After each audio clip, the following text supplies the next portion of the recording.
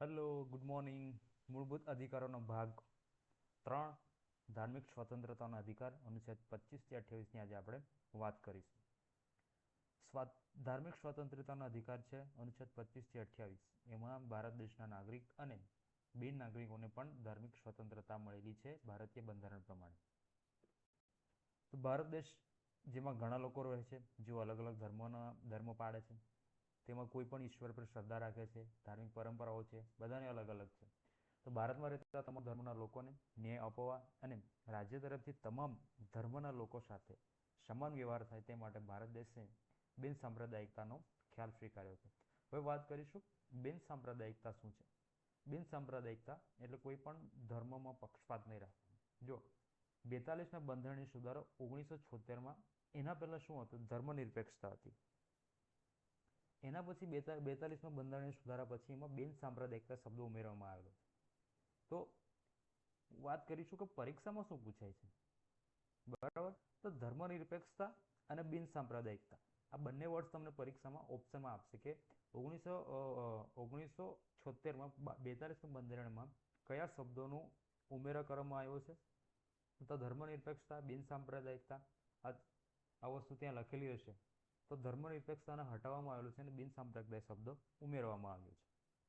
તો હવે વાત કરીશું અનુચ્છેદ 25ની, કે અંતઃકરણપૂર્વક ધાર્મિક આચરણ અને પ્રચારની છૂટ મળેલી છે, બરાબર છે? તો અંદર વાંચીએ થોડું. તો કે અનુચ્છેદ 25 મુજબ ભારતના દરેક નાગરિકને તેમજ બિન નાગરિકોને અંતઃકરણપૂર્વક ભગવાનમાં શ્રદ્ધા હોય તેમાં પોતાની પદ્ધતિને માનવાની પૂરેપૂરી સ્વતંત્રતા છે. પછી શું લખેલું છે કે કોઈ પણ વ્યક્તિના ભય કે દબાણ વિના પોતાના ઈશ્વરને ધર્મમાં માન્યતા રાખી શકે છે. કોઈ પણ વ્યક્તિ ધાર્મિક પૂજા, પરંપરા, રીત રિવાજનું પોતાની આસ્થાનું વિચાર કરવા મુજબ આચરણ કરી શકે છે. હા, પરંતુ આ બાબતમાં ખાસ ધ્યાન રાખવા જેવી બાબત છે કે તમારા કોઈ પણ આચરણથી કોઈને નુકસાન નથી થતું એ જોવાનું ખાસ રહેવાનું રહેશે, નહીં તો પછી એ કાયદાના વિરુદ્ધ આવશે. તો કોઈ પણ વ્યક્તિ પોતાની ધાર્મિક આસ્થા કે તેનો પ્રચાર પ્રસાર કરી શકે છે. અનુચ્છેદ 25 અંતર્ગત મળેલી ધાર્મિક સ્વતંત્રતા મર્યાદિત નથી. રાજ્યો તેના ઉપર વ્યાજબી નિયંત્રણ મૂકી શકે છે, કે એમની જે સ્વતંત્રતા છે એ અમર્યાદિત નથી. એવું લાગે કે કોઈ પણ ધર્મ છે કે કોઈ પણ ધર્મની સંસ્થા છે જે કોઈ અન્ય વ્યક્તિના ધર્મ સાથે છેડા કરે છે, તો તમે એના પર નિયંત્રણ મૂકી શકો છો, બરાબર છે? અન્ય ધર્મ પ્રત્યે તિરસ્કાર ઉત્પન્ન કરે એવા આપણે સ્ટેટમેન્ટ નથી આપી શકતા, બરાબર છે? કેમ કે દરેક વ્યક્તિને પોતાના ધર્મો પાળવાનો પૂરેપૂરો અધિકાર છે, શ્રદ્ધા રાખવાનો પૂરેપૂરો અધિકાર છે. બીજી વસ્તુ છે કે તમે એઝ અ પોલિટિશિયન છો, ચૂંટણીઓમાં પ્રચાર કરો છો, ત્યારે તમે ધર્મના મુદ્દાઓ લઈને તમે ત્યાં ચૂંટણીમાં પ્રચાર આપી શકતા નથી, કે વોટ આપવા માટે આપણે અપીલ કરી શકતા નથી. કોઈ પણ ધર્મનો તમે ત્યાં વોટ ફેલાવો કરી શકતા નથી, બરાબર છે? હા, જો તમારું સંસ્થા હોય કે પછી ધાર્મિક પ્રચાર પ્રસાર હોય તો ત્યાં કરી શકો છો, પણ ચૂંટણીમાં તમે પ્રચાર પ્રસાર કરી શકતા નથી. ચૂંટણીમાં તમે પ્રચાર મત આપવા માટે અપીલ કરી શકતા નથી. આ મહત્વનો મુદ્દો છે. પછી વાત કરીશું અનુચ્છેદ 26, ધાર્મિક બાબતોનો વહીવટ કરવાનો અધિકાર. હવે કોઈ પણ ધર્મ છે ત્યાં તમે એનો વહીવટ કરી શકો છો. હવે કંઈ સંસ્થા છે, સ્કૂલ ખોલે છે, કોલેજ ખોલે છે, તો એનો વહીવટ તમે કરવાનો તમને અધિકાર છે. તો વાત કરીશું કે ધાર્મિક સખાવતી હેતુઓ માટે સંસ્થાઓ સ્થાપવાનો અને નિભાવવાનો અધિકાર છે. હવે સ્વામિનારાયણ ધર્મનું છે, એમાં ગુરુકુલ છે, સ્કૂલો છે, કોલેજો છે, બરાબર છે? મુસ્લિમ યુનિવર્સિટીઓ છે, બરાબર. હવે મુસ્લિમ યુનિવર્સિટી અલગ વસ્તુ છે, એ ધાર્મિક સંસ્થા નથી, એ આપણે આઝાદી પહેલાં એની સ્થાપના થઈ હતી, બરાબર. પણ એનું નામને કારણે આપણે એને એવું ના કહી શકીએ કે માત્ર ત્યાં મુસ્લિમ લોકો જ ભણે છે, બરાબર. હવે અનુચ્છેદ 26 અંતર્ગત વહીવટ કરવાનો અધિકાર મળે છે.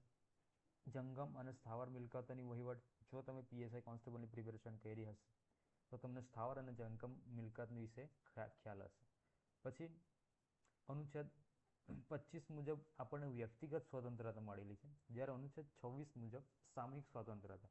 અનુચ્છેદ 25 મુજબ વ્યક્તિગત અને અનુચ્છેદ 26 મુજબ સામૂહિક સ્વતંત્રતા મળેલી છે. આ બે મુદ્દો છે. વ્યક્તિગત એટલે એક પર પર્સનને, અને અનુચ્છેદ 26 મુજબ સામૂહિક એટલે કોઈ પણ સમૂહને. કોઈ પણ ધર્મ સંઘ સાથે જોડાયું હોય એટલે તેની સંસ્થાને આપણે ધાર્મિક સંસ્થા બનતી નથી. આપણે વાત કરી મુસ્લિમ યુનિવર્સિટી છે, બરાબર છે?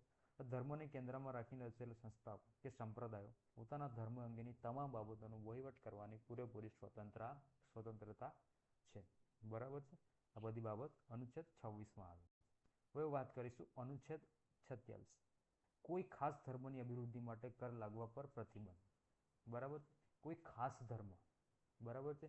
આ બાબત આપણે સરકારની અભિરુચિ પ્રમાણે જોઈએ છીએ કે હવે સરકાર કયા ધર્મને વધારે આપે છે. અચ્છા, સરકારી યોજના થકી એ જે પ્રવાસન સ્થળ તરીકે એને વિકાસ માટે આપણે અભિરુચિ કરીએ છીએ તે વાત અલગ છે. બરાબર છે. એ પછી કોઈ ધર્મની બાબત નથી, પરંતુ એ પર્યટન તરીકે આપણે એનો વિકાસ કરીએ છીએ.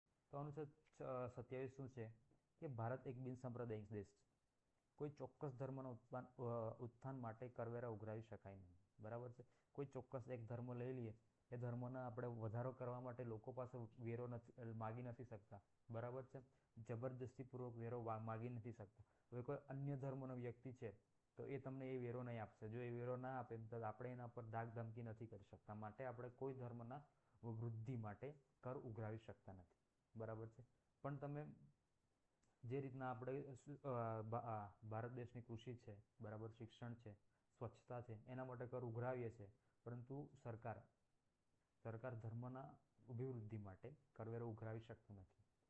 અનુચ્છેદ 27માં બીજી વસ્તુ જણાવેલી છે કે ધાર્મિક સંસ્થાઓ ધર્મેતર પ્રવૃત્તિઓના નિયમન માટે ફી ઉઘરાવી શકે છે.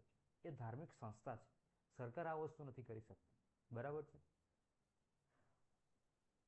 અનુચ્છેદ 27માં એ પણ જણાવવામાં આવેલું છે કે કર સંબંધી પ્રતિબંધ ફક્ત રાજ્યને જ લાગુ પડે છે કે ધર્મગુરુઓ અને ધાર્મિક સંસ્થાઓને પણ લાગુ પડે છે. કોઈ સ્પષ્ટ વાત નથી કરવામાં આવી બંધારણની. કેટલાક ધાર્મિક સંપ્રદાયો તેના સભ્યો પાસેથી એમના આવકનો અમુક ભાગ ફરજિયાત વસૂલ કરવામાં આવે છે. એ સંપ્રદાયની વસ્તુ છે.